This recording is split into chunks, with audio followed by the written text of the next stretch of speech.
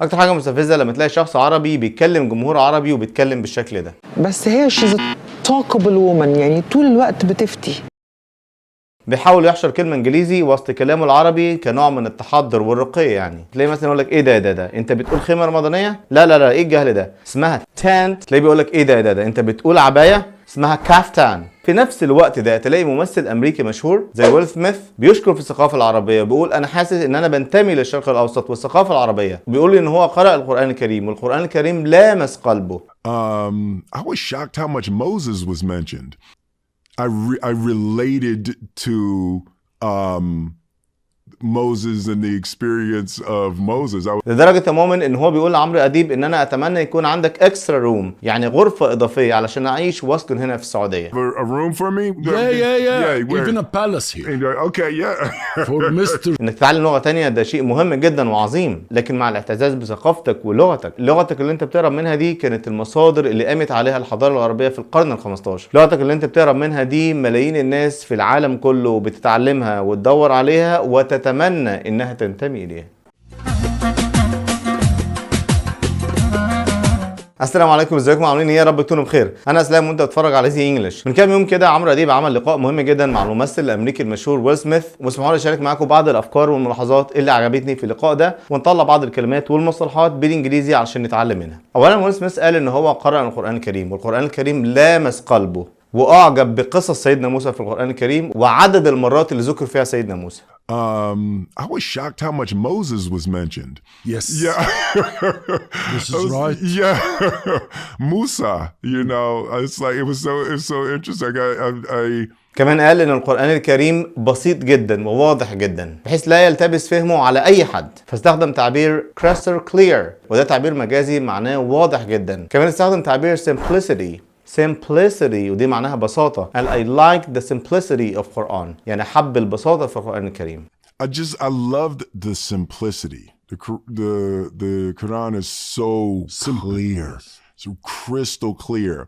واخيرا قال ان القرآن الكريم هو الكتاب الوحيد اللي ساعده على الفهم المتكامل لتاريخ الانبياء بداية من سيدنا ابراهيم ثم ابنائه اسماعيل واسحاق وهكذا. فاستخدم تعبير the completion ودي معناها المتكامل of the comprehension ودي معناها الفهم. ف completion of the comprehension of that معناها الفهم المتكامل لتاريخ الانبياء، اي ان القرآن الكريم هو الكتاب الوحيد اللي ساعده على فهم تاريخ الانبياء. I never totally understood Abraham as the father and then the split with Isaac and Ishmael. And it was just, you know, it was beautiful to get the completion of that comprehension. الملاحظة التانية يا حبايبي، تلاقي بعض الناس على الانترنت او اليوتيوب تلاقيه بيقول لك ايه ده انت بتقول ووتر؟ لا اسمها water ويعوج لك بقه كده. اقول لك انك لازم تبقى مستواك C1 عشان تتكلم انجلش، لازم يبقى النطق بيرفكت، الفلوينسي بيرفكت، الكلمات تستخدم كلمات بيرفكت، والكلام ده طبعا مش صح. وخير مثال اللقاء ده مع احترامنا الكامل والشديد لعمرو اديب، الا انه الكلمات مش احسن حاجه، النطق مش احسن حاجه، الطلاقه مش احسن حاجه، الاكسنت مش احسن حاجه، الا انه ويل سميث فهم الرساله وكان متفاعل معاه وبيضحك معاه. شوف. Yeah. Even a palace here. Okay, yeah. For Mr. Yes. Yeah. This is right. Yeah. مش لازم تبقى بيرفكت عشان تتكلم انجلش، اتكلم بالمتاح وتطور بعد كده. ولازم انت بتتكلم انجلش تبقى مرتاح انت بتتكلم انجلش، لان الراحة دي بتديك ثقة وبتخليك تتكلم. مش لازم تبقى زي الاجانب 100% عشان تتكلم انجلش. وهنا يحضرني قول اخوك الدحيح، مش لازم تنتظر اللحظة المثالية عشان تتكلم انجلش. ارمي نفسك، تبدأ في الحاجة وخلاص. ايه يا ابو حميد ده؟ ايوه دي الحقيقة. ارمي نفسك، اتكلم بالمتاح وتطور بعد كده.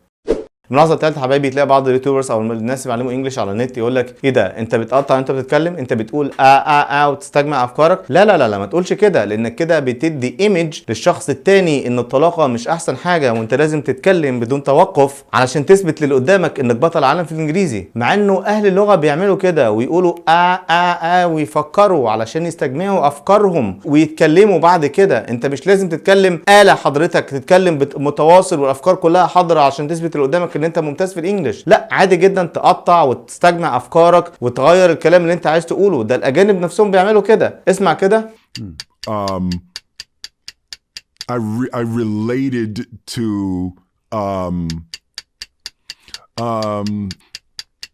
you know, I loved the simplicity. Walk away with, you know, it's I was surprised the completion of that.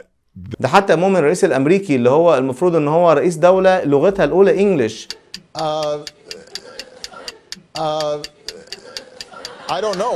I should find. بيقول ويستجمع افكاره ويغيرها علشان يقول المعنى اللي هو عايز يقوله. عادي جدا توقف وتقطع في كلامك عشان تستحضر افكارك وتغير الفكره اللي انت عايز تقولها لفكره اعمق. ده عادي جدا والاجانب بيعملوا كده.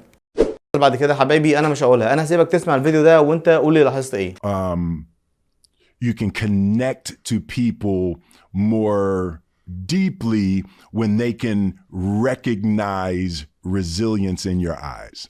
تلاقي بعض الناس تقول لك ايه ده، انت بتقول tired اسمها exhausted، انت بتقول beautiful اسمها gorgeous، انت بتقول angry اسمها furious. ايه الانجليزي الابتدائي اللي انت بتتكلم بيه ده؟ احنا عايزين انجليزي عميق كده. في نفس ذات اللحظه دي تلاقي ويل سميث واللي هو ممثل امريكاني يعني والمفروض ان لغته الاولى انجلش، بص بقى الكلمات اللي قالها deeply, al people, you know, recognize، كلها كلمات بسيطة جدا تكاد تكون beginner او B1 على الاكثر مش اكتر من كده. فانت مش لازم تستخدم كلمات مجعلصة علشان تبين اللي قدامك انك بطل عالم في الانجليش. انت ممكن تستخدم كلمات بسيطة جدا وتبقى مفهوم وتوصل رسالة and that's it. والدليل على كلامي اللقاء اللي انت شفته ده. اسمع بقى هنا. Fish. Yes. Do you eat meat? Yes, I do. Lamb capsa. Lamb capsa. Yeah, you'll have fun. Yeah, all right. Do I have to say it like that? I have to say lamb capsa. Yes, you should be excited. هتلاقي الكبسة لام كبسة. تلاقينا احنا يا مؤمن كشباب عربي من كتر ما احنا عايزين نتخلى عن لغتنا تلاقي اسماء اكلاتنا اللي احنا عاملينها بتعبر عن ثقافتنا وهويتنا تلاقينا بنقول لا لا لا لا ايه الاسم العربي ده، احنا لازم نقولها باسم انجلش عشان نبان ان احنا متحضرين قوي. تلاقي مثلا محشي ورق العنب تلاقي مكتوب في اسم المنيو في المطعم كده stuffed grape leaves. تهت انا كده خلاص ما عرفتهاش ان دي ورق محشي عنب. تلاقي مثلا بلح الشام بتاعنا يقول لك لا اسمه fried sweet dumplings. تلاقي مثلا كنافه بتاعتنا لا اسمها sweet pastry. تلاقي الشخص الاجنبي قال عليها بسبوسه عادي جدا بسبوسه. بحب